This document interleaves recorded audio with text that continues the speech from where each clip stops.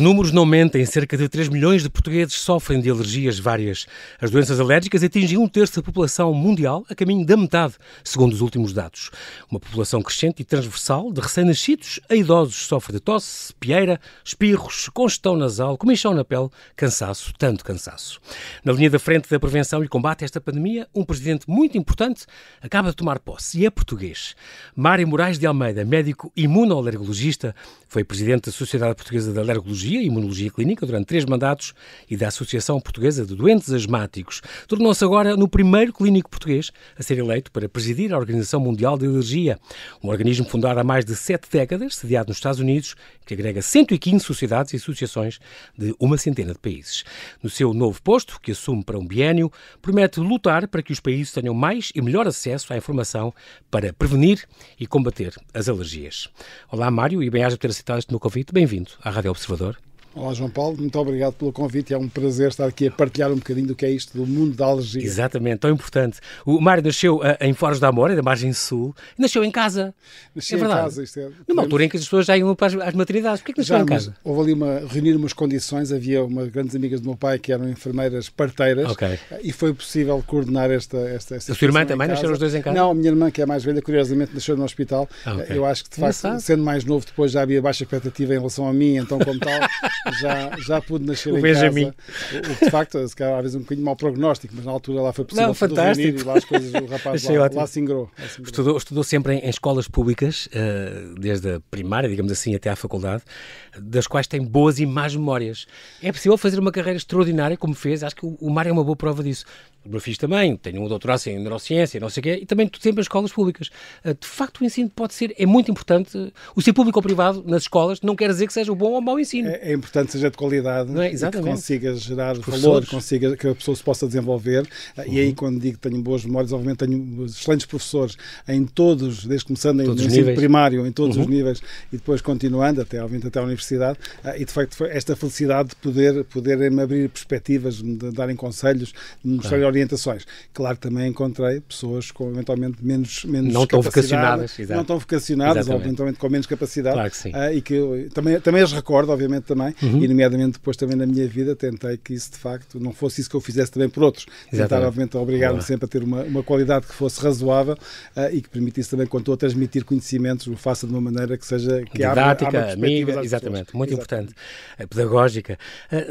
Na sua infância, Mário teve muito desporto, o desporto fez sempre parte da sua vida, jogou handebol, jogou judo, chegou a que cinturão? Castanho. Castanho é quase azul negro, logo, muito bom. E futebol? Tinha muitos treinos, jogava muito, se não me engano, tem um neto que já joga... Não, netos ainda não tenho. Ainda não tenho. Eu, por enquanto, tenho só filhas, não tenho netos, mas é natural que depois no futuro isso venha a acontecer. E que tenha o jeito que o avô tinha para jogar futebol, que acho que tinha muito. Mas sentia, já no futebol, teve histórias de muitos espirros, muita comichão no nariz e nos olhos, que o incomodavam, que o afastaram um bocadinho da prática desportiva, às tantas, tomaram um bocadinho conta da sua vida. E teve um grande susto quando começou a sentir, uma vez contou isto, às tantas comecei a sentir que tinha um elefante sentado no meu peito. Eu quase não conseguia respirar às vezes, de noite, acordava, sentia-me a sufocar, portanto, descobriu que tinha asma. A asma, obviamente, que estava em mim, já era algo que era mais ou menos também natural, porque era um problema familiar, ou seja, era algo que já vinha há algumas gerações, que já me eram contadas histórias, e nomeadamente o meu avô Luís, o meu avô materno, que tinha morrido disso, aliás, morrido por esta doença, e era sempre algo que se falava na família. Várias das pessoas tinham também asma, a minha mãe também tinha asma, e durante muitos anos, algumas das pessoas que nos estarão a ouvir, sabem que de facto esta já foi uma doença que era muito temida, porque a minha mãe, para conseguir ter uma qualidade de vida razoável, tinha que tomar muita cortisona oral, porque estamos a falar os corticoides aqui, inalados, não é? Orais, primeiro orais, porque os inalados só começaram nos anos 70. Okay. Ou seja, os corticoides inalados em Portugal chegam no final dos anos 70. Okay. Antes disso, e a minha mãe já era uma pessoa adulta e já tomava conta de nós, e precisava frequentemente tomar broncodilatadores e precisava tomar corticoides orais. E assim a qualidade de vida conseguiu melhorar só depois disso? Só depois, quando antes disso era um aperto, era um susto. Os efeitos secundários são imensos, e de facto eu lembro-me quando a minha mãe começou a usar então os corticoides inalados, no final dos anos 70, então aí a sua qualidade de vida melhorou imenso. Para mim, obviamente que a asma também entrou na minha vida, digamos, como asmático, obviamente depois já com outras possibilidades e com outros tratamentos que se faziam na altura, mas de facto em várias circunstâncias cheguei a sentir o que é ter de facto o elefante sentado em cima de nós e não nos deixar respirar e tentar controlar a nossa vida e de facto com o esforço físico as coisas agravarem-se e quando estávamos constipados e ficámos de facto muito piores e o nariz muito mais tapado e aquela dificuldade em respirar. Só depois de acabar o curso de medicina é que descobriu que era mesmo asma? Não, obviamente que já na minha família já sabíamos, claro que sim, e já fazia medicação na altura, que de facto isso depois também me permitia fazer desporto, fazer uma atividade física. E já tinha aquelas bombas SOS? Tinha os inaladores, uns em SOS, outros feitos de uma maneira regular, cá está os corticoides inalados, por exemplo, e hoje em dia associados às vezes também a broncolutadores, são para se fazer muitas vezes diariamente e às vezes durante anos a fio, em todos os grupos etários, desde a criança em idade pré-escolar. E hoje em dia cada vez se descobre que há mais... está a aumentar, digamos, a intensidade e o número de pacientes, transversalmente, em todo o mundo, mas também cada vez mais novos, não é? Já recém-nascidos faz conta, alergia ao leite de vaca, por exemplo. João Paulo, as doenças alérgicas maioritariamente começam na idade pediátrica e começam na idade pré-escolar. Às vezes até costuma dizer que quase tudo o que será importante começa nos primeiros 3 anos de vida. Marcam para a vida toda. E marca. E aí, de facto, quer dizer, a alergia alimentar frequentemente começa no primeiro ano de vida, o caso que me está a contar da alergia ao leite, mas também a alergia ao ovo, a alergia a outros alimentos, mas também a própria asma frequentemente começa nessa idade. E isso era algo que, quando eu comecei na especialidade, já há mais de 30 anos, havia quase aquele preconceito. Não podemos diagnosticar tão cedo, vamos esperar. E o esperar eram anos de crianças a passar mal, de crianças a não conseguirem passar bem durante o dia, a não dormirem durante a noite, os seus pais, os seus cuidadores a não conseguirem ter uma vida normal. Para todos. A todos. Para os próprios doentes e para os envolventes, para a família. Muitos internamentos, João Paulo, muitos internamentos. Nós aí, de facto, e aí Portugal tem sido pioneiro porque tem conseguido, de facto, mostrar também alguns caminhos e fazer alguma investigação, em alguns casos, pioneira. E, por exemplo, em Portugal nós conseguimos demonstrar que e não há muitos anos atrás, 1 em cada 3 crianças com asma tem pelo menos um internamento durante a sua idade pediátrica. Ou seja, 1 em cada 3. Não é assim uma coisa que seja rara, não é uma coisa que é muito frequente. Qual é o problema fundamentalmente? Falta de um bom diagnóstico, falta de um programa de controle, de abordagem, para permitir devolver qualidade de vida e permitir que as crianças façam a vida normal. E consegue-se detectar muito cedo? Consegue, se for preciso, ou já há meios de diagnóstico. Obviamente que hoje em dia também numa lógica de referenciação, de enviar as crianças quando há uma suspeita, entre o pediatra, o médico de medicina geral e familiar, o especialista, conseguimos de facto chegar facilmente a um diagnóstico, conseguimos começar uma terapêutica de acordo com cada tipo de asma da criança e conseguimos devolver qualidade de vida e conseguimos que a criança durma bem, faça a sua atividade física, brinque, sem problemas. O Mário fez muitos exames de alergia, mas costuma dizer que fez um bocadinho tarde demais a questão de medir a capacidade respiratória. Isso é importante e devia ter sido feito mais cedo, mais precocemente. Hoje em dia ainda é um problema, ou seja, quer dizer, na minha infância, claro que nós percebemos que ainda havia alguma dificuldade de acesso, mas quer dizer, hoje em dia, quando estamos a falar, por exemplo, de avaliar, de medir a capacidade respiratória, em alguns casos, fazer uns exames que é a espirometria, a pletismografia, ainda parece que estamos a falar de tecnologia de foguetões, mas não, estamos a falar de exames que custam 25, 30, 40 euros, que de facto têm que ser bem feitos, mas têm uma qualidade e depois traduzem, digamos, o impacto na realidade que está a ter no nosso organismo e permitem, por outro lado, também monitorizar qual é que é o melhor tratamento, como é que nós vamos conseguir combater isso, qualidade de vida. Eu costumo dizer, isso é para medir a capacidade pulmonar. Eu costumo dizer que quase todos os exames mais importantes em alergologia custam 25 a 30 euros, ou seja, uma espirometria, uns testes cutâneos de alergia, são coisas muito básicas que nós temos que fazer e com isso conseguimos devolver qualidade de vida. Conseguimos medir a causa, pelo menos a causa, para depois combater. Resolver. Muito bem.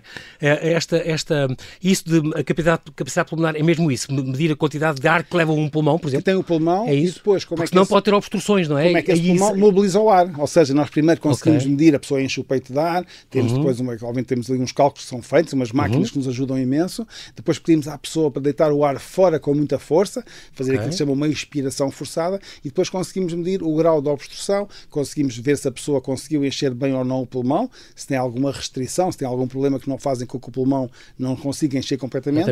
E depois conseguimos ver se são as vias de grande calibre, logo aqui os brônquios maiores que estão obstruídos, conseguimos perceber se o problema é mais no final do pulmão, ou em alguns casos, infelizmente, é nos dois lados.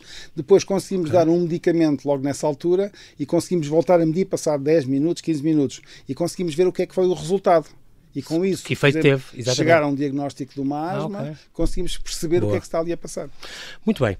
E na sua história também, Mário, há uma crise de asma muito grande que teve. Eu sei que o Mário adora o mar, adora barcos, adora vela, e tem gente para isso e diz: o mar para mim desafia-nos o silêncio, a contemplação, voltaremos sempre ao mar, mas teve de facto uma crise de asma muito grande quando estava a fazer mergulho nos Açores. Nos Açores. E aí foi porque... Era miúdo, ainda era novo. Não, já era adulto, médico especialista. Ok. Não, isso aí tenho que dizer que obviamente que a responsabilidade foi minha, claro. Obviamente que estava com alguns sintomas. Okay. Fui para o barco mesmo sem assim levar medicação de alívio, porque houve ali um esquecimento, houve ali uma atrapalhação. Um lapso. Depois houve um determinado problema com o equipamento também, que não estava nas melhores condições, e de facto cá está. Quer dizer, mergulho de botija mesmo, aqueles de botija? Claro. Estavam reunidas as condições para as coisas não correrem bem, e de facto iniciou o mergulho, e de facto, a cerca de 12, 13 metros de profundidade, comecei a ter alguma dificuldade respiratória. Obviamente depois nós temos que nos controlar, temos que voltar outra vez a vir à superfície, e temos que interromper. Devagarinho, certo. Mas de facto foi aqui em que nós próprios, e aí admito completamente aqui o meu erro, a minha falta, não estávamos, digamos, a controlar a situação, ou seja, não tínhamos a nossa medicação, não nos estávamos a sentir bem, porque de facto às vezes o clima dos Açores é um clima bastante desafiante por causa do teor de umidade para os asmáticos, e de facto depois houve ali algum problema, algum stress à mistura também, por causa do equipamento que não estava nas condições ideais, e de facto senti aí o que é que foi aquele tempo em que voltamos a vir à superfície, e é onde aí Nosso Senhor não nos dotou de guerras, de facto, percebemos a falta que nos daria jeito para conseguir respirar. E de facto aí foi a pior crise da minha vida, mas que seguramente me serviu de exemplo. A asma, sem dúvida, é uma doença com grande importância em termos pessoais e socioeconómicos, é uma elevada prevalência, tem um caráter crónico, interfere muito com a qualidade de vida, como já disse, e tem custos financeiros que acarretam normalmente, por isso, mas que tem controlo. Isso é importante. O que é este controlo? Como é que se avalia este controlo? O que é que se pode fazer? A pessoa, quando temos uma doença crónica, o que nós gostávamos muito é que ela fosse curada. Claro. Infelizmente, na maior parte das doenças crónicas, não é isso que nós conseguimos controlar. Controlar é nós não termos sintomas durante o dia, é nós dormirmos bem, nós não temos problemas durante a noite e podemos descansar, é nós não precisarmos de ir a serviços de urgência, a ter que ir a consultas não planeadas, porque a nossa situação está suficientemente controlada e nós estamos em cima do controle, é não ter que usar muita medicação de alívio. E são estes sinais que nós temos depois que capacitar, em alguns casos com os questionários que também tivemos também a honra de poder colaborar também em Portugal a desenvolvê-los, em que a pessoa quase pode ir olhando, somos muito bons em Portugal no que fazemos. Especialização na Estefânia, se não me engano, não temos nenhum complexo. Em colaboração 20 anos. Na Estefânia, em colaboração com universidades em Lisboa, no Porto, ou seja, a colaboração é uma pedra de toque e com isso produzem-se resultados. Mas, neste caso, avaliando então estas 3, 4, 5 ou 5 perguntas, nós conseguimos percebermos a pessoa está bem, ou tem que estar melhor, ou tem que estar de facto com melhor capacidade em termos da sua doença, porque nós temos que dar mais competência ao próprio asmático, aos seus cuidadores, no caso das crianças, ou também em pessoas muito idosas, e depois temos que estar em cima deste controle. O controle, ao fim e ao cabo, é a distância entre estarmos bem, em podermos fazer uma vida razoavelmente normal, com qualidade, mesmo tendo uma doença crónica. Exatamente. É verdade que a maioria dos asmáticos não avalia a sua doença, nem sabe a que é alérgico. Muitas pessoas, de facto, acontece ainda muito. Obviamente vai acontecendo menos, mas nós quando questionamos e inquirimos mesmo para ver o grau de controle, vemos que cerca de metade das pessoas não estão adequadamente controladas. Em alguns casos podem estar só parcialmente, em alguns casos estão mesmo muito mal controladas, e aqui estão em risco de se agravam, ir para um hospital, ficar internado. Felizmente temos as melhores taxas de mortalidade, ou seja, a taxa de mortalidade é muito baixa, ocorre em pessoas mais idosas, mas volta e meia lá veio a notícia de um jovem, de uma pessoa mais jovem que acabou por falecer, e isto de facto é preocupante, mas de facto conseguimos ter estas doenças razoavelmente controladas. Este seu fascínio pela medicina, Mário, já tinha na família médicos? Ou porque é que decidiu a medicina? Ou isso, quando decidiu, já tinha um bocadinho de ideia da alergologia ou não? Ou isso surgiu depois durante o curso? A medicina surge completamente de uma maneira individual, ou seja, na minha família, muito mais pessoas ligadas às engenharias, à parte militar, não tanto à medicina. Familiares diretos, médicos. Era oficial da Marinha. Não tinha ninguém. A minha própria irmã, mais velha do que eu, 5 anos, engenheira eletrotécnica, portanto, depois dedicou-se à informática, mas quer dizer, não tínhamos de facto antecedentes. Aqui foi de facto este gosto de pensar numa profissão que tivesse ligada também às ciências, obviamente acho que me via a circular nessa área, mas de facto onde eu pudesse também poder ajudar o outro, poder fazer algo que fosse também inovador, que pudesse modificar, digamos assim, algo em que eu pudesse ser, algo que fosse um bocadinho diferente. Eu quando antigamente havia no secundário, era o 6º e o 7º ano, eu cheguei a estar inscrito com desenho, ou seja, porque era para cá está para as engenharias, e depois foi no primeiro dia de aulas que eu pedi para fazer a alteração e passar de desenho para ciências, para poder então depois continuar. Obviamente que o meu pai, se calhar na altura, teria achado engraçado que eu tivesse também continuado depois para a carreira militar, mas aceitou muito bem, obviamente também, e a minha mãe, obviamente, como tendo a sua asma grave, sempre gostou de acreditar que eu ia para médico, antes de mais, para ver se conseguia resolver o problema dela. Pois é, ela achou que tinha a ver com as crises dela. Embora também sempre nos ríamos os dois imenso, porque de facto percebia-se que não tinha sido essa a motivação. Mais tarde, quando acabámos, já depois acabei o curso, fiz o estágio geral que se fazia na altura 2 anos, e então achei que de facto a medicina interna era a minha paixão. A medicina interna. Sim. E então aí foram alguns tem colegas... tem que saber tudo. Mas foram alguns colegas que me disseram assim, mas há uma nova especialidade, e tu podes escolher a especialidade que quiseres, que é interessante, que eu estava a começar naquela altura, que é uma especialidade que é alergologia. Então, e o que é que era isso? Não, fazes medicina interna, fazes pediatria, fazes especialidades que tu gostas muito também, otorrino, pneumologia, dermatologia. Então consegues ter isso tudo. Estudei o currículo e daí a razão de ocupar a primeira vaga então, que abriu na altura no Hospital Dona Estefânia, num Hospital Dona Estefânia, que sendo um hospital pediátrico, este nosso centro de doença alérgica era um centro geral dos Hospitais Civis de Lisboa. Portanto, nós desde sempre víamos crianças e adultos dentro da cerca, digamos assim, do Hospital Dona Estefânia. Já há 21 anos editou esta Crença Asmática no Mundo da Alergia, com o José Rosado Pinto, seu colega, um bocadinho a celebrar estes 35 anos deste serviço de imunologia e imunoalergologia do Hospital Dona Estefânia. Foi um dos pioneiros em Portugal, a par neste caso também em Lisboa, com o Hospital Santa Maria também, foram de facto aqueles onde começaram estes centros e de facto, pronto, onde eu tive cerca de 20 anos, onde adorei estar durante esses anos. Exatamente. Ficou quase 20 anos no Hospital Dona Estefânia, se não me engano. Ainda há países que não têm esta especialização, não há? Isso da imunoalergologia, digamos já assim. Já é o nosso, digamos, por outro lado, o fascínio de quem gosta muito desta especialidade e neste caso penso também já ter contribuído alguma coisa no nosso país para ela e espero continuar a fazê-lo, mas depois também fazer isso por outros países, porque aqui há uns números que são, eu poderia dizer, se me permite, esmagadores. Nós temos um especialista em Portugal para cerca de 50 mil habitantes. E este número, na maior parte dos países europeus que têm a especialidade, 200, 300 no total, mais ou menos, 200 e 300, razoável. 5 ou 6 novos por ano. Estão mal distribuídos, deviam estar melhor distribuídos, mas é 1 para 50 mil da população. E depois temos alguns países, por exemplo, na Ásia, em alguns países também no continente da América do Sul, onde nós já temos 1 para 1 milhão. Ou seja, já começa a ser assim. Mas depois temos a África, onde não temos sequer 1 para 10 milhões.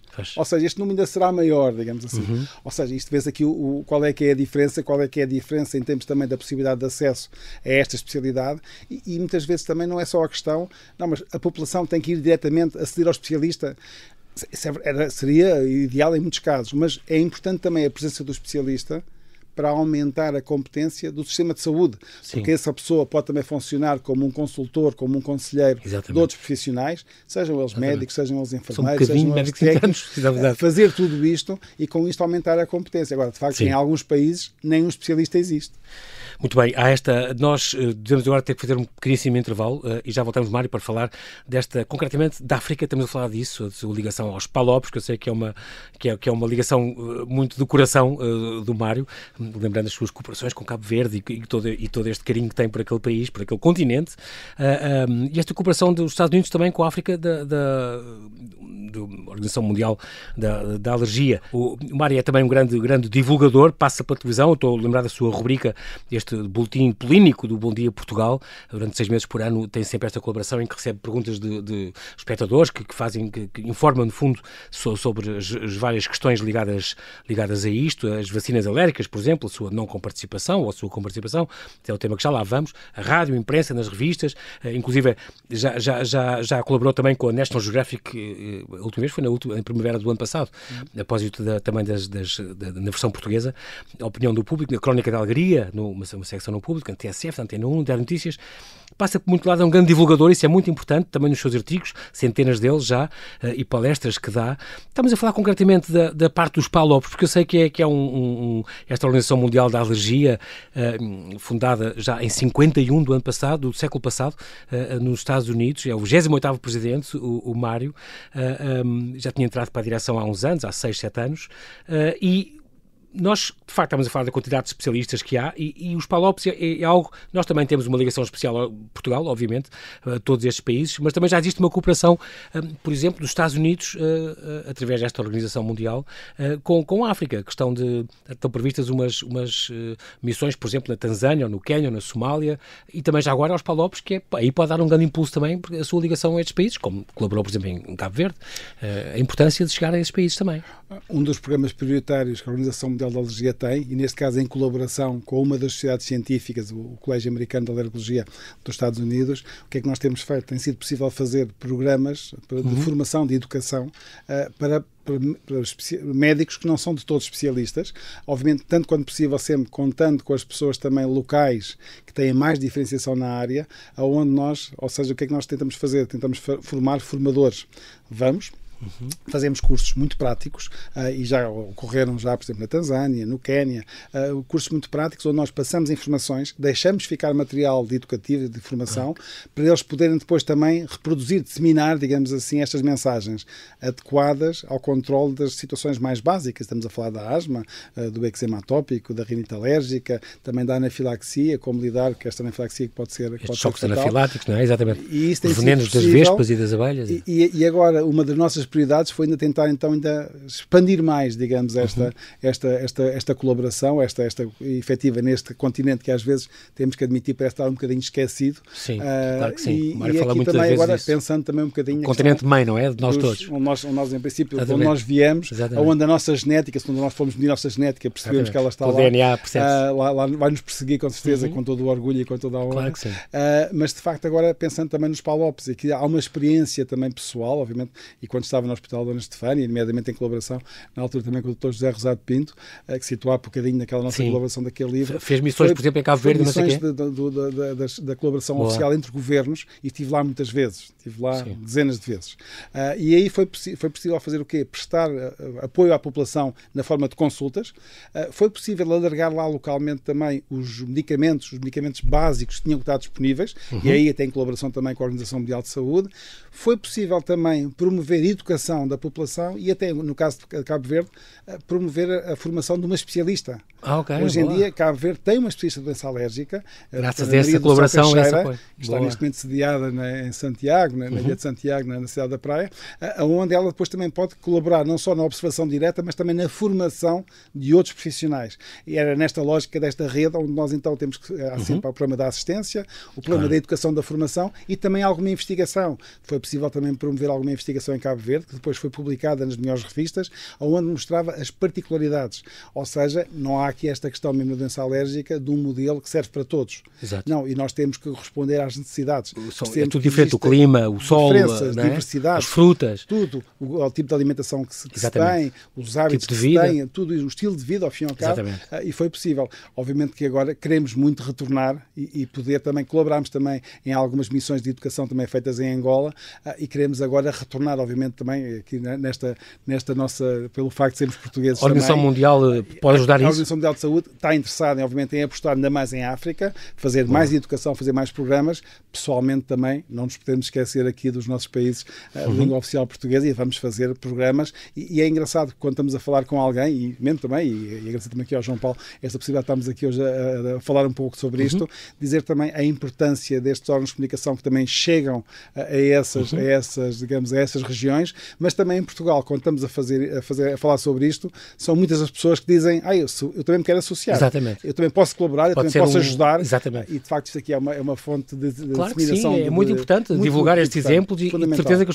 há muitas pessoas que ficam seduzidas por poder ajudar onde são mais precisas, e concretamente os PALOPs, obviamente, é a língua portuguesa. Nós temos uma grande ajuda nisso, uma grande proximidade. Para nós é mais fácil aceder a isso.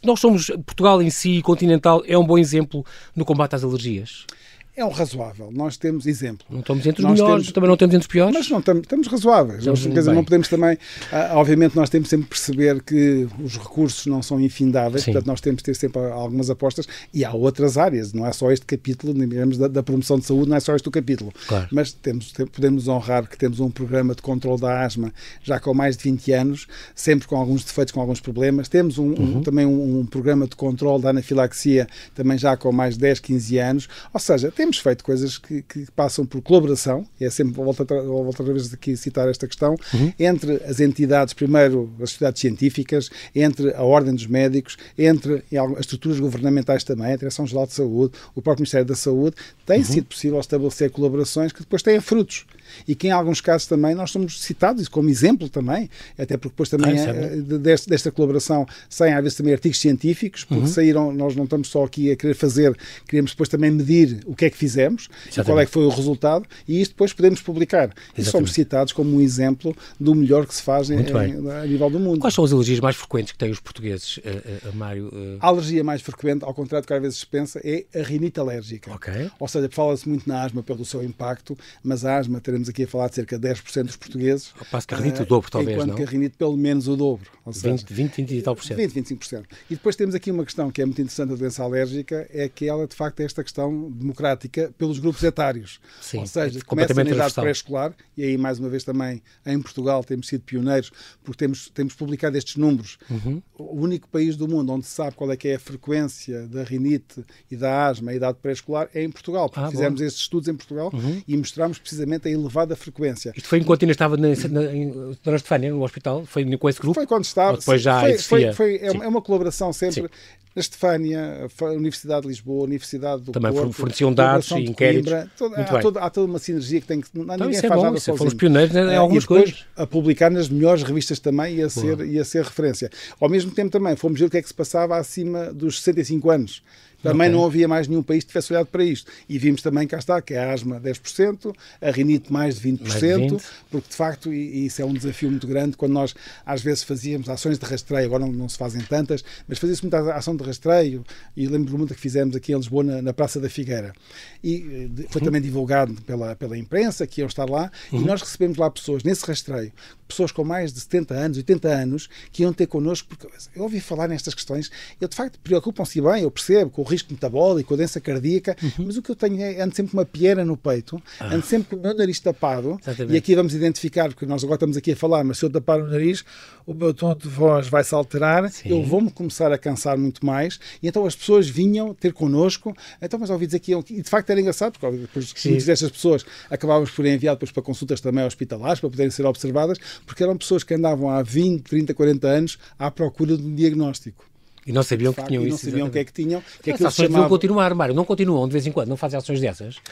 Fazem-se difícil. E agora, especialmente agora com a questão da pandemia, obviamente que isto agora dificultou-se. E esta questão da proximidade, da relação, obviamente que se modificou. Não, mas ainda faz sentido. Isso é muito importante. E os programas de educação que se fazem, citou há bocadinho ali o Boletim Polínico. O Boletim Polínico já vai com mais de 18 anos de vida e continua, digamos... Há sempre perguntas, há sempre questões, ou postas por escrito ou em vídeos. Há sempre interesse. E qual é que é a questão também que nós usámos ali? Aquilo foi ali uma maneira muito interessante, porque nós, ao falarmos sobre a doença alérgica, e depois sobre as perguntas que estamos a responder, que são perguntas, casos reais, mas depois, obviamente, que estamos aqui a falar há várias pessoas que começam a ouvir, isto faz sentido. E então aí vão depois à procura, junto do seu médico de família, do seu médico de pediatra, no caso dos seus filhos, tudo isso, perguntar ajuda. Porque, ao mesmo tempo, também se fizeram bons programas de educação para os profissionais. Sim. Ou seja, pessoal, faz sentido depois que a população vá à procura e que possa encontrar também, nem necessariamente não tem aqui todos para um especialista, mas para irem para outras pessoas. Ou mesmo a sua ligação à medicina geral e familiar é muito importante. Muito importante. E há até que fizeram um livro em conjunto com outros especialistas dessa área. E os farmacêuticos, que são os primeiros que contactam com as pessoas em geral. Normalmente. E os farmacêuticos são fundamentais. Que encaminham. Porque quando a pessoa vai à farmácia comprar o seu medicamento para a asma, claro que já lhe foi feito o ensino como é que vai usá-lo. Agora, é na farmácia um ponto essencial onde a pessoa está a comprar o seu inalador e há um reforço, sabe usar, sabe fazer esta medicação, então mostre-me lá como é que vai fazer. E por isso é que este programa é em rede de educação, que é o que faz sentido para melhorar os resultados. E é isso que tem sido feito e penso eu com bons resultados em Portugal. Depois temos também as alergias na pele, como a dermatite atópica e a urticária. Eu tenho 2 gêmeos, Mário, que um que tem um bocadinho muito pouquinho de asma, quase nunca usou a sua bomba de nada, ainda bem, e o outro gêmeo que foi mais na pele. Mas é a mesma coisa, mas... E a médica depois disse que o especialista são expressões, são órgãos-alvo, aquilo que nós chamamos, diferentes de uma expressão de uma mesma doença imunolérgica, digamos assim. Ou seja, no caso de um dos seus gêmeos, então, será mais aqui umas células no pulmão, que de vez em quando dão umas notícias. No caso do outro, foi mais a nível da pele. O que é curioso é que, habitualmente, se nós tivéssemos separado esses, ainda bem que não aconteceu, obviamente, à nascença esses gêmeos, e fossem para países diferentes, eles aí poderiam estar a expressar um bocadinho também o efeito do ambiente. Diferentes ambientes. Neste caso, expressam só precisamente isto, que a genética está lá e a expressão é um bocadinho diferente em cada um deles. Há estes mitos, por exemplo, os broncodilatadores não fazem mal ao coração. Não fazem mal ao coração. Os broncodilatadores, se forem usados sozinhos, podem ser perigosos, ou seja, porque nós vamos pensar, eu estou com uma crise de asma, eu vou usar um broncodilatador associado ou não anti-inflamatório, não tem problema nenhum, mas agora é esta a medicação que eu faço para a minha asma, para o tal controle? Não pode ser. Ou seja, os broncodilatadores usados sozinhos, só por si na asma, se eu tenho uma situação muito ligeira, que tive uns sintomas só e estou bem controlado, não há problema nenhum. Agora, eu tenho que perceber, se eu começo, lembro-me há pouco quando lhe falei, um dos critérios do controle é se eu preciso ou não de fazer a medicação de alívio com muita frequência. Se eu tenho que fazer mais de 2, 3 vezes por semana, isto aqui já é um sinal, um alerta vermelho. Sim. Há qualquer coisa que está mal. Eu tenho que falar, antes de mais, com o meu médico de família, com o meu especialista, porque as coisas não estão controladas. Estas vacinas anti-alérgicas ainda não voltaram a ser comparticipadas. Foram até 2011 e depois houve a Troika mandou acabar com essa 50% de comparticipação. Não, é muito pior do que está a dizer. Então. Foi um equívoco, foi um engano. Ou seja, estes medicamentos, as vacinas antialérgicas, não são produzidos em Portugal. Pois não. Elas são importadas. Sim. Podem vir de Espanha, podem vir de outros países. Minha mulher usou isso, porque era alérgica às gramíneas. Durante uns anos tive de comprar isso, não era barato. Tive de comprar, mas depois curou-se, o que é extraordinário, ao fim de algum tempo. Ficou controlada.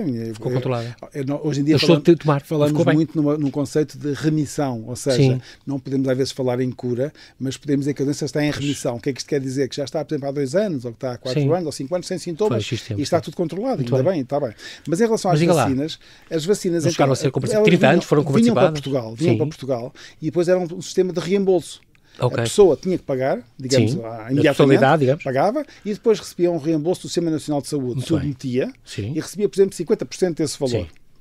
Quando veio, digamos, a questão da Troika, foi-se olhar para isto, tudo o que é reembolsos. Depois percebeu-se que havia reembolsos na forma de quem comprava próteses oculares ou quem fazia transportes por causa de ir a um hospital. E então, tudo o que fosse reembolsos foram anulados. E aqui, esta que era uma medicação essencial, fundamental para o controle e para modificar a doença a médio e longo prazo, perdem a comparticipação. Curiosamente, continuam a ser comparticipados por outras entidades, por algumas seguradoras, pela ADSE, por outras entidades públicas e privadas, mas pelo Sistema Nacional de Saúde desapareceu. Não. Mas, no entanto, é uma luta que existe já há não sei quantos anos que está tudo regulamentado. Que depois tinha que se ver, está bem, então vamos lá fazer um novo regulamento, vamos ver a qualidade dos produtos. Está tudo pronto, não avança porquê? Está tudo pronto e não se consegue perceber. É frustrante. Mas não tem interlocutores no Ministério da Saúde, nas direções da saúde. Também sabe que tem havido alguma mobilidade também nestes vontade política que falta, Mário. Acho que falta um bocadinho, porque os produtos não são todos iguais, ou seja, não há aqui um fenómeno de qualquer vacina antialérgica. Não, tem que se ver que aquele produto, não há aqui um fenómeno de classe. Há medicamentos destes que não têm qualidade e tem que ser, de facto, temos que usar aqueles que têm qualidade, têm estudos que mostram essa eficácia e depois temos que usá-los. Eu vou dar um exemplo, que é um exemplo aqui tradicional. Já este ano ouvimos falar de pessoas que infelizmente morreram com a picada de insetos, com vespas e com abelhas. Asiática, por exemplo. Estas pessoas, quando fazem tratamentos com estas vacinas, no momento em que saem do hospital, depois de terem feito o primeiro ciclo da vacina, a proteção já é superior a 90% de não terem queixas fatais. 90%. E estamos a falar, no custo propriamente da vacina, estamos a falar de uma vacina para o custar de 300 euros. Sim. Mas quer dizer, com isto protege a vida da pessoa. Claro. Pronto. E valor é que mesmo estas não são comparticipadas. Quer dizer, isto é uma coisa que não temos que modificar. Claro que sim. Não lembra ninguém. Doenças alérgicas são hereditárias? Ou há mais predisposição? A parte genética está lá em força, obviamente, e depois, obviamente, como vamos tendo bastantes pessoas com esta predisposição genética, como o ambiente também vai sendo mais favorável à expressão, porque há bocadinho estávamos a falar, cerca de um terço da população, e em Portugal é assim, tem doença alérgica. A Organização Mundial de Saúde estima que em 2050 possa ser metade da população. Os números estão a crescer. Agora, nem todos têm a mesma gravidade. Sim. A questão é, se nós conseguimos ter um bom programa de abordagem, conseguimos fazer com que a maior parte das situações sejam ligeiras, de fácil controle, em que nós conseguimos controlar facilmente e a muito baixo custo. Sim.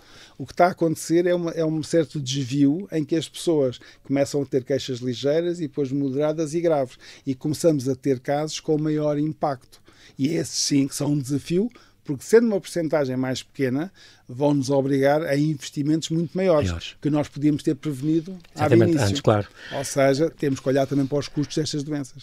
Estas doenças autoimunes, Mário, o lúpus, por exemplo, são alergias. Estou a pensar naquelas doenças em que nós somos alérgicos a coisas que o nosso próprio corpo produz. Isto é psoríases. São doenças também de base imunológica, pela produção de autoanticorpos, ou seja, conceptualmente são diferentes. São outro distúrbio da imunidade, mas não tem nada a ver com alergia, ou tem? Distinto do que se passa com a doença alérgica. Em algumas pessoas, infelizmente, coexistem. Ou seja, a mesma pessoa, e tem havido essa questão também, os nossos hábitos de vida, os nossos estilos de vida, têm levado ao crescimento quer da doença alérgica, quer da doença autoimune. E, portanto, em alguns casos, claro que a frequência é mais baixa da doença autoimune, mas também vai crescendo, porque algumas das questões ambientais, exatamente, o estilo de vida hoje em dia, a vida sedentária, as alterações climáticas, nota-se isso, não é? Tem este impacto também na doença. A questão dos pólenes tem muito a ver, a questão das... cada vez há maiores tempos de polinização, portanto as pessoas, agora na primavera, quando vier aí, vão sofrer mais. No último ano, em 2024, em Portugal, tivemos níveis de polinização altíssimos. E nós estamos a medir, e cá está, não é aquela sensação, é intuitivo. Não, nós medimos. E não é cientificamente mensurável. Clínica mede semanalmente os níveis e nós atingimos níveis elevadíssimos durante períodos mais prolongados. Ou seja, o que vai complicar a vida aos alérgicos. Estações mais prolongadas. Teve casos também, dá muita consulta também, o Mário, teve casos muito curiosos como as pessoas com alergia à chuva ou ao frio. É extraordinário. Pensarmos na alergia à chuva, agora penso que era quando pouco se falava de doença alérgica, há 30, 35 anos atrás, havia menos esta sensibilidade e impressionou-me muito um dia em que eu recebo alguém na consulta e que vem com uma carta e o próprio médico de família daquela família, que vem uma criança, vem a sua mãe e quase que pedia desculpa por estar a enviar-me, a referenciar-me. Mas o que a mãe da criança contava era que o miúdo, quando entrava em contacto com a chuva, começava a inchar e começava a ficar com os lábios todos inchados e os olhos inchados e tudo isso.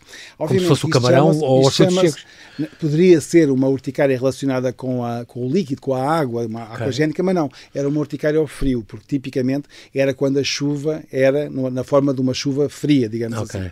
E então, neste caso daquela criança... Havia mesmo esse caso? Havia mesmo, havia. Então, e algumas das pessoas estão-nos a ouvir sabem, porque têm urticária ao frio. E estas urticárias ao frio podem ser muito graves mesmo, ou seja, podem levar que a pessoa, por exemplo, entre dentro da água, a urticária se começa a instalar, a pessoa possa perder os sentidos, se estiver dentro da água, pode-se afogar. Claro. E por isso é que estas pessoas têm que ter atenção, quando já sabem que têm, há medicações depois que podemos fazer para as melhorar, na forma de antihistamínicos, na maior parte delas conseguem ajudar, na forma, em alguns casos, de medicamentos biológicos. Como eu aprendi a preparar esta entrevista, antihistamínicos não sedantes, que é aquela coisa que só se pode tomar quando se vai dormir. Não sedantes, não se pode guiar. Antihistamínicos nunca se devem tomar. E então, neste caso, a urticária ao frio, por exemplo, foi daquelas situações que hoje em dia ainda algumas pessoas têm quase algum receio de falar sobre isto, mas também a urticária ao calor, a urticária também quando a pessoa está a suar muito, chama-se urticária colinérgica e pode também ter umas manifestações muito graves, nomeadamente quando a pessoa, por exemplo, está a correr e depois pode se sentir mal e pode perder os sentidos, quer dizer, tudo isto, aqui a mensagem, mais uma vez também agradecendo estarmos aqui a conversar, é as pessoas mesmo que tenham aqueles sintomas que acham um bocadinho estranhos, falem deles ao seu médico de família. Não se escondam, porque às vezes aquele preconceito, isto se calhar deve ser uma maluquice minha. Não. Isto provavelmente é uma alergia e é uma alergia que é abordável e que é controlável. Exatamente. E então, voltando também aqui só a falar um bocadinho, quem sabe, de alguém que quando é picado por uma vez por uma abelha e que tem uma sensação de desmaio e que começa a vomitar e que fica choque anafilático, não é? Anafilático, por favor, estas pessoas têm que ser enviadas de imediato a uma consulta de imunoalergologia. E eu aqui posso garantir que seja no setor setor público, setor privado, não há listas de espera para estas pessoas. Estas pessoas têm acesso, é só contar o caso e têm acesso diretamente. E depois têm que ser orientadas, recebendo quer aquelas canetas de adrenalina, e aí está a pensar nisso, nas EpiPens. Sim, é uma das marcas que existem. Sim, mas os kits de auto-injaculação. Em Portugal, felizmente, e aí sim, mais uma vez, um trabalho de colaboração, mas ao qual o decisor político também foi sensível, salva vida, e a comparticipação em Portugal é a 100%, ou seja, as pessoas vão ter acesso a estes kits sem ter que ter um custo direto. Obviamente, estamos todos a contribuir, estamos todos a ajudar à compra destes kits, mas conseguem ter esta possibilidade. Aqui também Portugal é pioneiro nesta área, porque a maior parte dos países, muitos nem sequer têm estes kits de adrenalina e habitualmente tem que se fazer algum copagamento dos mesmos. Claro. A medicina, nós estamos a terminar mesmo, a medicina personalizada vai ser de facto o futuro do tratamento, da imunoterapia, do tratamento das alergias? É o futuro, é o presente, diria eu, João Paulo, é o presente. Nós temos que ver genéticos, não é? Qual é a questão, qual é o desafio em relação àquela pessoa, não é o estereótipo do asmático com 40 anos, não, é aquela pessoa que se chama António e que tem aquele problema de doença alérgica e com o qual a melhor maneira de abordar é com esta medicação que está aqui. E eu com isso que é que eu vou conseguir poupar imenso dinheiro. E que serve para ele e é desenhado para ele. É desenhado para aquela pessoa. E não precisa andar também, por outro lado, a vantagem do imunológico, se me permite também, em Portugal, a nível global, é que a pessoa consegue ir a uma consulta e consegue abordar o seu problema respiratório, o seu problema cutâneo, a sua alergia medicamentosa, a sua alergia alimentar e não precisa de andar a fazer, digamos, a várias consultas. Não quer dizer com isto que não haja também esta possibilidade de, em rede, colaborarmos todos. Claro que sim. Mário Moraes de Almeida, quero agradecer muito a sua disponibilidade. Aqui, obviamente, o tempo desapareceu, voou, tanto que eu havia para falar, mas de facto é muito importante saber que está nesta emissão a dirigir esta Organização Mundial da Alergia. Tudo corre bem neste biénio que agora entra e que depois vai ficar como presidente cessante e depois, mais tarde, como consultor até 2030. Tem muito trabalho a nível mundial para resolver nesta área tão importante e cada vez mais transversal a todo o mundo. Bem-aja por tua disponibilidade e parabéns pela sua nomeação. João Paulo, foi um gosto. Muito obrigado pelo convite. Bem-aja.